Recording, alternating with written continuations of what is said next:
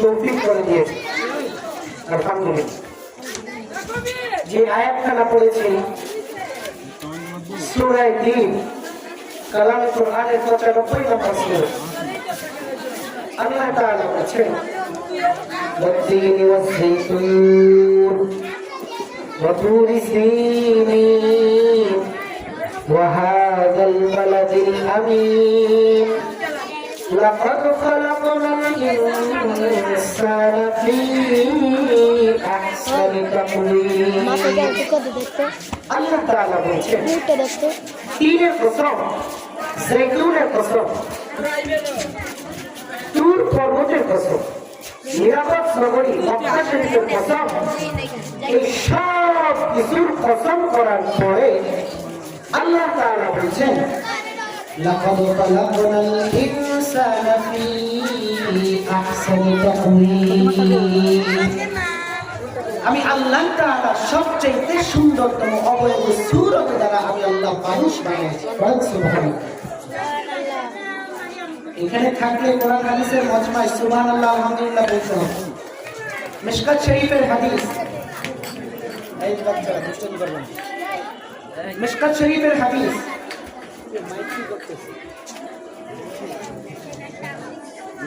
ভিতরে বক্সে সাউন্ড দেন। মিশকাত শরীফের হাদিস, মান ক্বারা সুবহানাল্লাহ, যে ব্যক্তি পড়ল সুবহানাল্লাহ, মান ক্বারা সুবহানাল্লাহ, যেই ব্যক্তি পড়ল সুবহানাল্লাহ তামলাকুল মিজান, আল্লাহ পাক তার মিজানের পাল্লা নেকি নিয়ে ভরে দেবে। সুবহানাল্লাহ। আওয়াজ করে পড়েন সুবহানাল্লাহ। সুবহানাল্লাহ। আল্লাহ তাআলা বলেছেন, আল্লাহ তাআলা কি মানুষ বানিয়েছেন জাহান্নামে যাওয়ার জন্য? না। জাহান্নামে যাওয়ার জন্য বানাইছেন? না। আল্লাহ এটাই তো কসম করে বলছেন যে আমি সবচেয়ে সুন্দর করে মানুষ বানাইছি, আর এই মানুষকে জাহান্নামে যাওয়ার জন্য পাঠাই নাই, জাহান্নামে যাওয়ার জন্য বানাই নাই। আমি মানুষকে বানাইছি আর প্রত্যেকের জন্য একটা করে জান্নাত বানাইছি। সুবহানাল্লাহ। সুবহানাল্লাহ।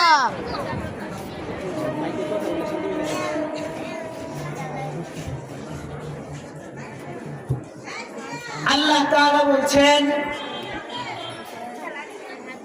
والتين والزيتون وطور سينين وهذا البلد الأمين لقد خلقنا الإنسان في أحسن تقويم। পয়গম্বর নূহ আলাইহিস সালাতু ওয়াস সালাম অনেকদিন তার কওমকে দাওয়াত দিতেছে। আমরা যেমন এই ওয়াজে মানুষকে দাওয়াত দিই, পয়গম্বর নূহ আলাইহিস সালাতু ওয়াস সালাম ৯৫০ বছর তার কওমকে দাওয়াত দিয়েছে, আল্লাহকে মানো, আমাকে আল্লাহর নবী হিসেবে মানো। ৯৫০ বছর দাওয়াত দিয়েছে। দাওয়াত দেওয়ার পরে কওম শুনে নাই।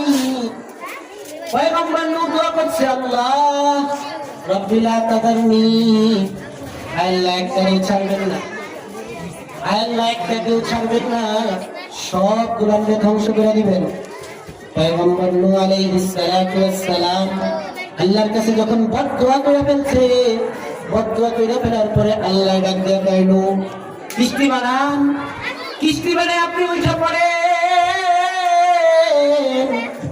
আপনি উঠে পড়েন, আর কাফেরদেরকে শাস্তি আমি আল্লাহ দেব। নূহ আলাইহিস সালাতু ওয়াস সালাম যখন কিস্তি বানায় নিজে কিস্তির ভিতরে উঠে পড়ছে, উঠে পড়ার পরে সবগুলাকে আল্লাহ পাক ডুবায়া মারছে। যখন আবার দুনিয়া শান্ত হয়েছে, আল্লাহ পাক এইবার নূহকে ডাক দিলেন, ও নূহ কিছু মাটি নেন। নূহ আলাইহিস সালাতু ওয়াস সালাম মাটি নিলেন। মাটি নেওয়ার পরে আল্লাহ বলতেছেন, কিছু হাঁড়ি পাতিল বানান, কলস বানান, কিছু জিনিসপত্র বানান।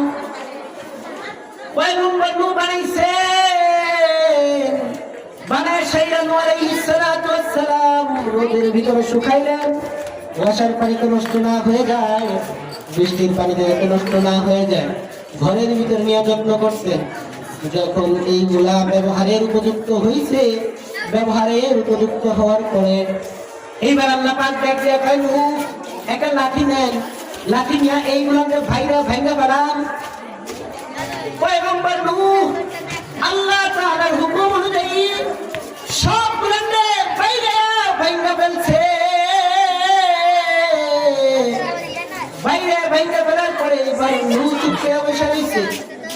আল্লাহ পাক বলেন নূহ তোমার মন খারাপ কেন?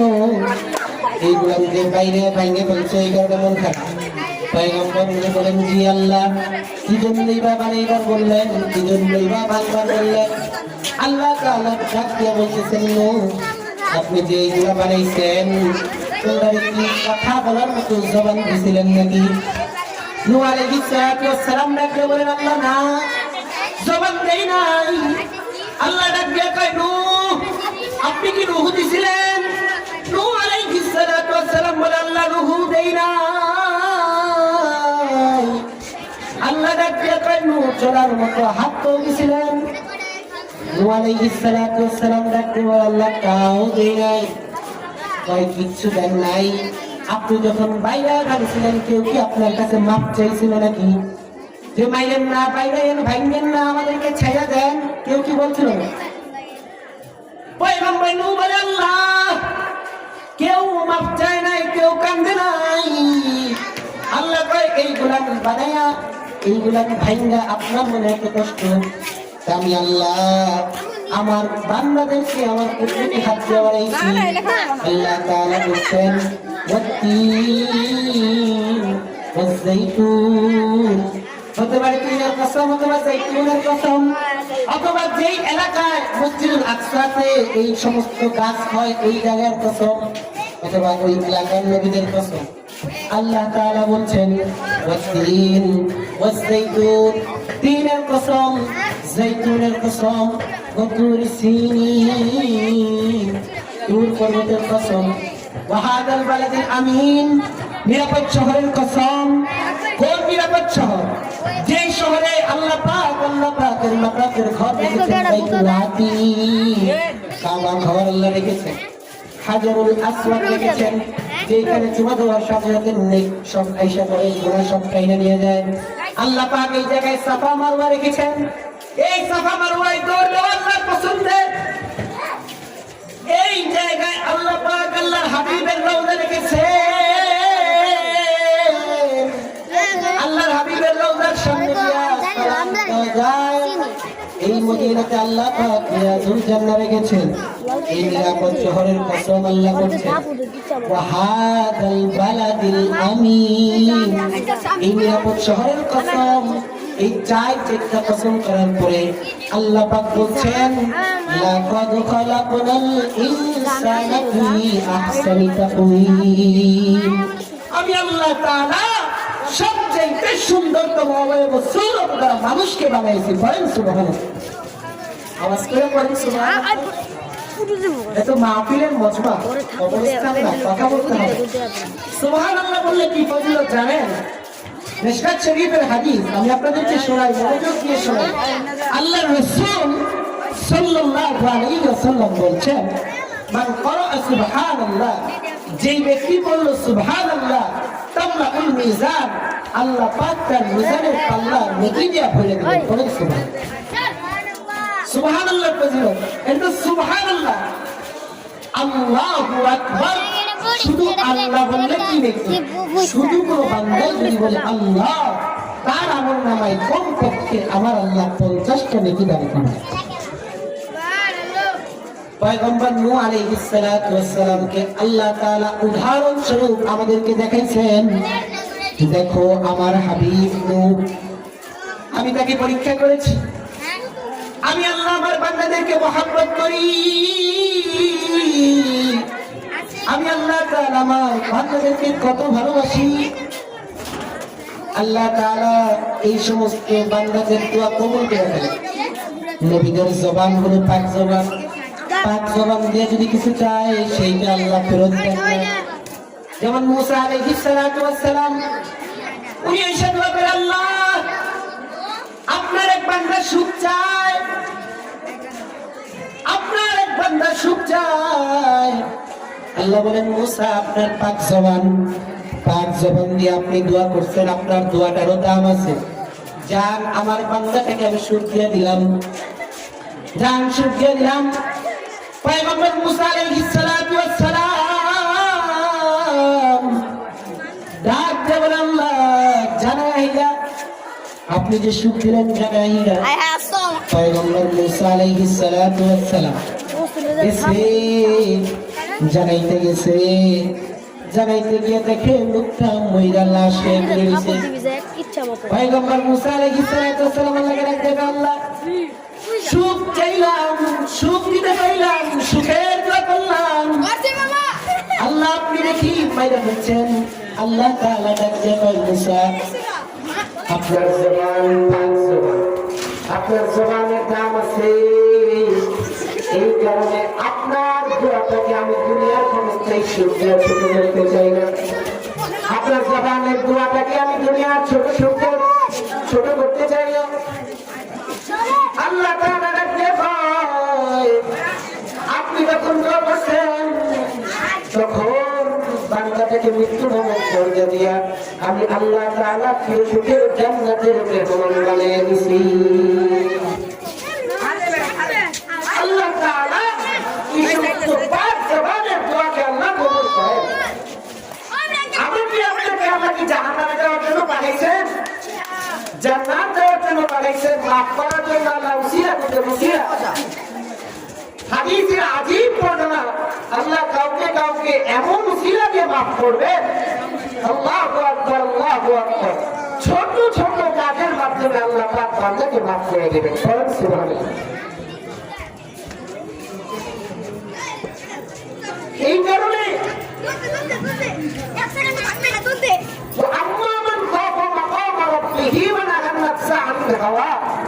আল্লাহ যে মাফ করবেন, আল্লাহ পাকের মাকাম অনুযায়ী আল্লাহ পাককে ভয় করতে হবে। এমনি এমনি মাফ করবেন, যেগুলো একটা উসিলা তো রাখবে না ভাই। আল্লাহ তাআলা ছোট ছোট উসিলা দিয়ে বান্দাদেরকে মাফ করে দেবেন। নামাজ নাই, রোজা নাই, ইবাদত বন্দেগী নাই, জিন্দেগির কি দাম? আপনি নামাজ পড়েন না, আপনি খাবার খান, একটা কুকুরও খাবার, কথা শুনতে খারাপ। আপনি একজন মুসলমানের ঘরের সন্তান, মুসলমানের ঘরের আওলাদ, আপনার নামাজ নাই, রোজা নাই, হালাল হারাম নাই, আপনিও খাবার খান, বাথরুম করেন, যৌন চাহিদা পূরণ করেন। একটা কুকুর আমি খাবার খায়, একটা কুকুরও ঘুমায়, একটা কুকুরও যৌন চাহিদা পূরণ করে। আপনার ভিতরে একটা কুকুরের ভিতরে কিসের পার্থক্য? মানুষের ভিতরে আর জানোয়ারের ভিতরে যদি পার্থক্য করে না থাকে, তাহলে আল্লাহ তাআলা তো মানুষকে জানোয়ার বানাইতে পারতেন, মানুষ বানাইতেন। লাকাদ খালাকনাল ইনসানা ফি আহসানি তাকওয়িম, সবচেয়ে সুন্দর করে আল্লাহ মানুষ বানাইছেন। এই তাকওয়িমের ব্যাখ্যা লিখতে গিয়ে মুফাসসিরিন কেরাম লিখেছেন, তাকওয়িম আমি আল্লাহ তাআলা তাকায় দেখো, তোমাকে আমি সোজা করে বানাইছি, সোজা করে বানাইছি। গরু ছাগল আল্লাহ চার পায়ে বানাইছেন, আরে কথা বলেন, গরু ছাগলকে বানাইছেন চার পায়ে, মানুষকে বানাইছেন সোজা বানাইছেন, দেখা বানান নাই। যে কালো সেও সুন্দর, যে সুন্দর সেও সুন্দর। আল্লাহ তাআলা বান্দার চেহারার দিকে তাকান না, আল্লাহ আমলের দিকে তাকাবেন, আল্লাহ বান্দার নফসের দিকে তাকান। হাদিসের মধ্যে আছে, الكيس من دان نفسه وعمل لما بعد الموت والعاجز من اتبع نفسه هواها وتمنى على الله। নফসের খায়শা, নফসের চাহিদাকে যে দমন করে আল্লাহকে খুশি করার জন্য লাগিয়ে দিল, বলা হয় আল্লাহ পাক তার এক ডাকে 70 বার সাড়া দেন। সুবহানাল্লাহ। আল্লাহকে খুশি করতে হবে, ইবাদত নাই, বন্দেগী নাই, আল্লাহ খুশি হবেন কিভাবে? আল্লাহ পাকের ভয় তো অন্তরে কমসম রাখতে হবে। আল্লাহ মান খাফা মাকাম রাব্বি, আল্লাহ পাক বলেন যে আল্লাহর মাকাম অনুযায়ী তোমরা আল্লাহকে ভয় করো। ইমামে আযম আবু হানিফা রাহমাতুল্লাহি আলাইহি, এশার নামাজের সময় হয়ে গেছে, এশার নামাজের সময় হয়ে গেছে, ইমাম দৌড়ায়া মসজিদের ভিতরে চলে আসছে। মসজিদের ভিতরে চলে আসছে, চলে আসা থেকে ইমাম সাহেব নামাজ পড়াইতেছে, সূরা জিলজাল পড়তেছে। সূরা জিলজালের এই আয়াত যখন পড়তেছে, ফামান ইয়ামাল মিসকালা যাররাতিন খায়রান ইয়ারা ওয়া মান ইয়ামাল মিসকালা যাররাতিন শাররান ইয়ারা।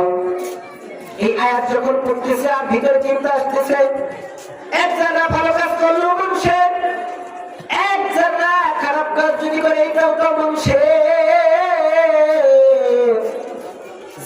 কত রাত ঘুমাইয়া কাটাইলাম, আজকের রাতটা যদি আমার জিন্দগির শেষ রাত হয়, আর এই রাতটা যদি ঘুমাই, আল্লাহর কাছে কি জবাব দিব?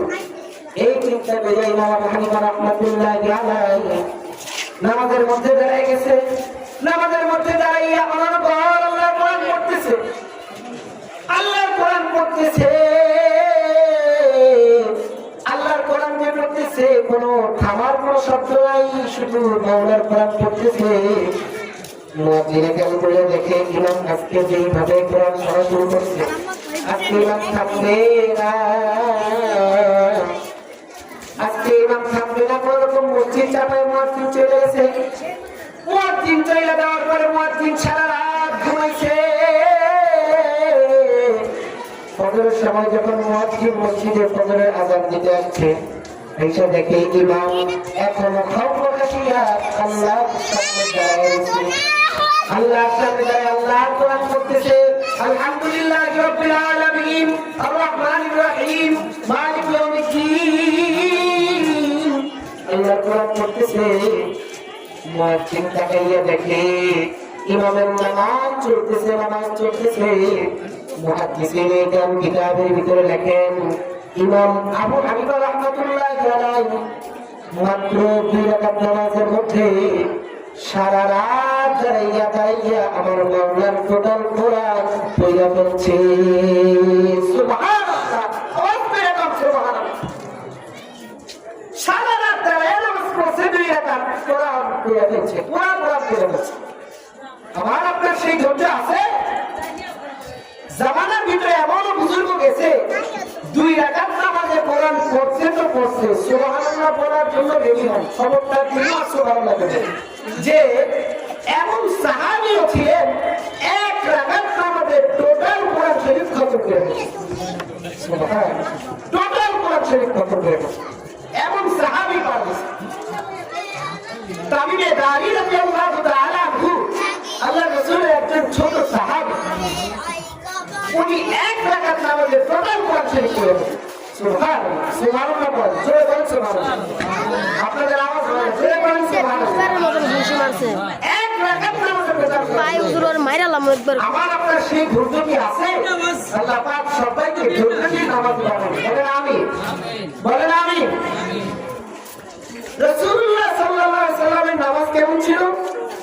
আমার আপনার নবী মুহাম্মদুর রাসূলুল্লাহ সাল্লাল্লাহু আলাইহি ওয়াসাল্লাম নামাজে দাঁড়াইছেন, এত লম্বা সিজদা করছেন, এত লম্বা রুকু করছেন, এত লম্বা দাঁড়িয়েছিলেন যে আল্লাহর রাসূলের পা মুবারক খুলে দিত।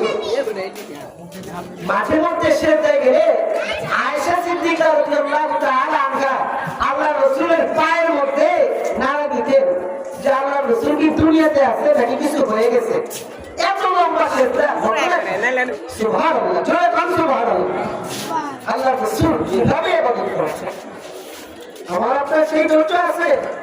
ইমাম সাহেব যদি লম্বা একটা সূরা দেয়, সুবহানাল্লাহ, হুজুর বক্তব্য কাজ নেই, লম্বা একটা সূরা দেয়, এরকম মন মানসিকতা ছিল। আল্লাহ রাসূল সাল্লাল্লাহু আলাইহি ওয়াসাল্লামের একজন সাহাবী হযরত ওমর ফারুক রাদিয়াল্লাহু তাআলা নামাজ দাঁড়াইছেন। নামাজে যখন আল্লাহর নবীর সাহাবী দাঁড়াইছেন, ওমরের পেটের ভিতরে খাদ্য চলে গেছে, ছুরি মারছে কাফের ওমরের পেটের ভিতরে। ওমরের পেটের ভিতরে যখন ছুরি মারছে, ছুরি মারার পরে ওমরের খাদ্য চুরি কেটে গেছে। খাদ্য চুরি কেটে দেওয়ার পরে হাকিম সাহেব দেখে বলে, ওমর আপনি তো বাঁচবেন না, আপনার খাদ্য চুরি কেটে গেছে, আপনি বাঁচবেন না। কিন্তু দেখেন তার শেষটা কিভাবে হয়েছে, সে নামাজে ছিল। হযরত আলী রাদিয়াল্লাহু তাআলা আনহুকে এই জায়গায় চলে গেছে, এই যে কানের নিচে, এই ঘাড়ের উপরে, এই জায়গায় চলে গেছে, রক্ত পড়তেছে। হযরত আলী কারামাল্লাহু ওয়াজহাহু তিনি নামাজের উপর দাঁড়ায় গেছেন। সুবহানাল্লাহ, আল্লাহ তাআলা এই নামাজের ব্যাপারে বলেছেন, ফাত আফলাহাল মুমিনুন, সফল কাম, সফল কাম, সফল কাম।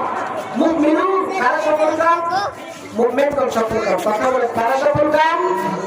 জোরে বলে মুমিনগণ সফল কাম। কেন? আল্লাযীনা হুম ফী সালাতিহিম খাশিউন, যারা তাদের নামাজের ভিতরে বিনয়ী, নামাজের ভিতরে যারা যত্নবান, তারা সফল কাম। দিন রাত ওয়াজ হবে, ভালো ভালো আলেমরা আসবে, বড় বড় আলেমরা আসবে, অনেক ওলামায়ে কেরাম কথা বলবে। আপনি আর আমি সারাদিন ওয়াজ শুনলাম, এক ওয়াক্ত নামাজের সময় কি ওয়াজ হবে? মানে কথা বলেন হবে? আপনি আর আমি এই সমস্ত মজমায় আসার কারণ কি? নিজেকে পরিবর্তন করা। বাবা, এই হাত দিয়ে কোরআনের পাতা উঠেছি, এই হাত দিয়ে হাদিসের পাতা উঠেছি, এই হাত দিয়ে আলেমের খেদমত করেছি। আপনারা যদি বলেন আপনাদের পায়ে ধরবো, নামাজ ছেড়ে, নামাজ ছেড়ে। আপনি জানেন আমাদের ভিতরে কি আছে? হযরত খুবাইব রাদিয়াল্লাহু তাআলা আনহু উহুদ যুদ্ধের পরে কবিরায় বনি আজরের দিকে যাচ্ছিল। যেমন মাদ্রাসায় দিন শেখানো হয়, ওনারা দেখতেছিল দিন শেখানোর জন্য কবিরায় বনি আজরের দিকে যাচ্ছিল। এমন সময় কাফেররা ধরে ফেলছে, 6 জনকে ধরে ফেলছে। বুখারীর বর্ণনায় আছে আরো কাউকে বেশি ধরছে। ধরে ফেলার পরে 3 জনকে জায়গায় মেরে ফেলছে। জায়গায় মেরে ফেলার পরে বাকি 3 জনকে নিয়ে গেছে। 3 জনকে নিয়ে যাওয়ার পরে 2 জনকে, 1 জনকে মেরে ফেলছে। খুবাইব রাদিয়াল্লাহু তাআলা আনহু, তাকে বলা হয়েছে আপনার শেষ ইচ্ছাটা কি? খুবাইব বলতেছে আমার সর্বশেষ ইচ্ছা হলো আমাকে 1 বদনা পানি দাও, আমাকে 1 বদনা পানি দাও, আমি 2 রাকাত নামাজ পড়তে চাই, আমার সর্বশেষ ইচ্ছা আমাকে 2 রাকাত নামাজ পড়তে দাও। কাফেররা মজা করতেছে, একজন মুসলমানকে মেরে ফেলা। কাফেররা খুশি হইতেছে, কাফেররা খুশি হইতেছে, একজন মুসলমান মেরে ফেলা হবে।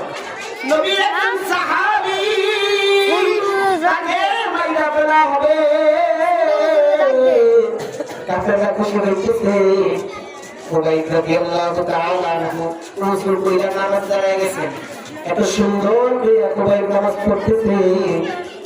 কাফেরদের ভিতরে একজন যুবক কাফের ছিল, সাঈদ ইবনে আমির আল-জুমাহি। সাঈদ ইবনে আমির আল-জুমাহি তার নামাজ খেয়াল করতেছে। এত সুন্দর করে তো কোনো মূর্তির সামনে দাঁড়াই না, এত সুন্দর করে কোনো মূর্তির সামনে আমরা মাথা নত করি না। নিশ্চিত আল্লাহ একজন আছে, আল্লাহ না থাকলে এত সুন্দর করে নামাজ পড়া যায় না। কাফেরদের ভিতরে যুবক কাফের সাঈদ ইবনে আমির আল-জুমাহি, তার মাথার ভিতরে চিন্তা আসছে, ভাই রে, নিশ্চিত আল্লাহ আছে, আল্লাহ তাআলা না থাকলে এত সুন্দর করে নামাজ পড়া যায় না। নিশ্চিত আল্লাহ আছে। সাঈদ ইবনে আমির আল-জুমাহি বাসায় চলে গেছে। বাসায় চলে যাওয়ার পর সারা রাত ঘুমাইতে পারে না। সকালবেলা নবীজির দরবারে গেছে। সকালবেলা নবীজির দরবারে গিয়ে বলে, ইয়া রাসূলুল্লাহ, ইয়া হাবিবাল্লাহ, গতকালকে আমরা খুবাইবকে শহীদ করে ফেললাম। খুবাইবকে যখন শহীদ করবো তাকে বলছি তোমার শেষ ইচ্ছা কি? খুবাইব বলছে আমার শেষ ইচ্ছা 2 রাকাত নামাজ পড়তে, আমাকে 2 রাকাত নামাজ পড়তে দাও।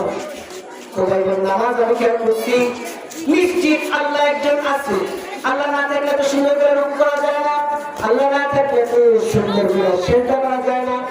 নিশ্চিত আল্লাহ আছে, আমার ভিতরে বিশ্বাস হয়েছে, তার নামাজ দেখে আমার ভিতরে ঈমান আসছে। আপনি তাড়াতাড়ি কালেমা পড়াইয়া মুসলমান বানিয়ে দেন। সুবহানাল্লাহ। একজন কাফের মুসলমানের নামাজ দেখে নামাজি হয়ে গেছে। আমি আর আপনি মুসলমানের সন্তান, মুসলমানের আল্লাহ, আমাদের কথা বলা মুসলমান, ইব্রাহিম মুসলমান, একটা সিল লাগাই পেলাম যে আমি আর আপনি মুসলমান। এবারে বন্দী আখলাক চরিত্র সব নাস্তিক মুরতাদদের মতো মুসলমান দাবি করেন কিভাবে? আল্লাহ পাক সুন্দর করে বানাইছেন, দামি করে বানাইছেন, কিন্তু আল্লাহ তাআলা কি এমনি বানাইছেন? ফেরেশতাদেরকে আল্লাহ নূর দিয়ে বানাইছেন। কো মাটির এই মানুষের থেকে ফেরেশতার দাম বেশি? আরে কথা বলেন, ফেরেশতার দাম বেশি? আল্লাহর দাম। জিনদেরকে আল্লাহ আগুন দিয়ে বানাইছেন। এটা ইচ্ছা মতো জিন জাতি জিনেন কি জিন, এদেরকে আল্লাহ আগুন দিয়ে বানাইছেন। জিনের দাম বেশি? জিনের দাম বেশি না, মানুষের দাম বেশি। কেন? আল্লাহ মুহাম্মদ করে কুদরতি হাত দিয়ে বানাইছে। আল্লাহ তাআলা বলেছেন, শুনেন শুনে যান, আল্লাহ তাআলা বলেছেন বান্দা যখন সিজদা দেয় সুবহানাল্লাহ বলার জন্য প্রস্তুত হন। আনতা আল্লাহ কাআন্নাকা তারা ফা ইন লাম তাকুন তারা ফা ইন্নাহু ইয়ারা। হাদিসে জিবরাইল বান্দা যখন সিজদা করে, আরে তুমি তো দেখো মাটিতে সিজদা করে, আল্লাহু আকবার আল্লাহু আকবার, বান্দা মাটিতে সিজদা করে, আমি আল্লাহ কুদরতি পাপ আপনার কপালের মধ্যে থাকে। আপনি জানেন না নামাজে কি আছে? এক ওয়াক্ত নামাজের কত দাম? আল্লাহ রাসূল সাল্লাল্লাহু আলাইহি ওয়াসাল্লাম মেরাজ থেকে যখন আল্লাহ রাসূলকে আল্লাহ তাআলা 50 নামাজ দিয়েছেন, 50 নামাজ দেওয়ার পরে আল্লাহ রাসূল যখন কমাইতে 5 ওয়াক্ত নামাজ রেখেছেন, তখন আল্লাহ রাসূলের মনটা বড় খারাপ। আল্লাহ রাসূল চিন্তা করতেছেন, আল্লাহ আর আমি আমার বন্ধুদের প্রতিদিন করতে পারবো। আল্লাহ তাআলা দিতে 50 ওয়াক্ত আর আমি আমার বন্ধুদের 5 ওয়াক্ত। আমার উপর বুঝে ফিরতে গেল। আল্লাহ তাআলা ডাকতে কয়, আমার হাবিব আপনি টেনশনের কোনো কারণ নাই, আপনার উপর নামাজ পড়বে 5 ওয়াক্ত আর আমি আল্লাহ লিখে দেব 50 ওয়াক্ত। সুবহানাল্লাহ, আওয়াজ করে কোন সুবহানাল্লাহ। নামাজ পড়বেন 5 ওয়াক্ত, সওয়াব পাবেন কত? 50 ওয়াক্ত। এখনকার জামানায় কি আর সেই যুগের মতো নাকি যে নামাজ পড়লে কাফেররা এসে পিছের দিকে মেরে দিবে? রেডিমেড ইসলাম পাইছেন তো, আমি আপনি রেডিমেড ইসলাম পাইছি, এই কারণে কদর বুঝি না। হারবার সময় মদিনাতুল মুনাওয়ারাতে যখন ইয়াজিদি বাহিনী হামলা করছে, সাঈদ ইবনে মুসাইয়িব রাহমাতুল্লাহি আলাইহি তাবিঈদের ভিতরে অন্যতম একজন তাবিঈ, সাঈদ ইবনে মুসাইয়িব রাহমাতুল্লাহি আলাইহি উনি লাগাতার সুবহানাল্লাহ বলার জন্য রেডি হলেন। উনি লাগাতার 50 বছর নামাজ পড়তে ক্লাস করে নাই। সুবহানাল্লাহ, লাগাতার 50 বছর তকবীর ওরা করে। 40 বছর আযানের আগে মসজিদে ঢুকছে। ওনাকে জিজ্ঞাসা করা হলো, হুজুর আপনি আযানের আগে মসজিদে কেন আসেন? উনি বলেন, ময়দানে মাশাআল্লাহ যদি আল্লাহ পাক প্রশ্ন করে, এ সাঈদ আযান দিয়া মুয়াজ্জিনের মাধ্যমে করে কেন আমার ঘরে যাওয়া লাগলো? জবাব দিয়ে করে কেন যাওয়া লাগলো? তোর নিঃশ্বাসটা যে আপ ডাউন করতেছে তুই তো আমার কাছ থেকে চাই না, আমি তো অত নিঃশ্বাসের আপ ডাউন রাখছি, তোর শরীরে রক্ত সঞ্চালন হয়, আমি তো অটো রাখছি, তোর হায়াত আমি আল্লাহ তাআলা অটো দিছি, কোনো কিছু তো আমার কাছ থেকে চাই নিতে হয়। আযান দিয়া আমার ঘরে আমার কপালে সেজদা দেওয়ার জন্য তোকে কেন কেন লাগলো? এই প্রশ্ন যদি করে আল্লাহ, তখন আমি আল্লাহর কাছে কি উত্তর দেব? এই টেনশনে সাঈদ ইবনে মুসাইয়িব লাগাতার 40 বছর আযানের আগে মসজিদে চলে আসছে। সুবহানাল্লাহ, ওনাদের এই আকাবিতের ঘটনা আপনাদেরকে শোনানোর একটা মাধ্যম কারণ হচ্ছে যে এই সমস্ত ঘটনার মাধ্যমে ইবাদতের আগ্রহ আল্লাহ তাআলা আমাদের দিনে পয়দা করে দেন। আমরা সকলে 5 ওয়াক্ত নামাজ পড়বো ইনশাআল্লাহ। জোরে বলেন ইনশাআল্লাহ। হাত তুলে আল্লাহ আল্লাহ আল্লাহ আল্লাহ আমাদের সবাইকে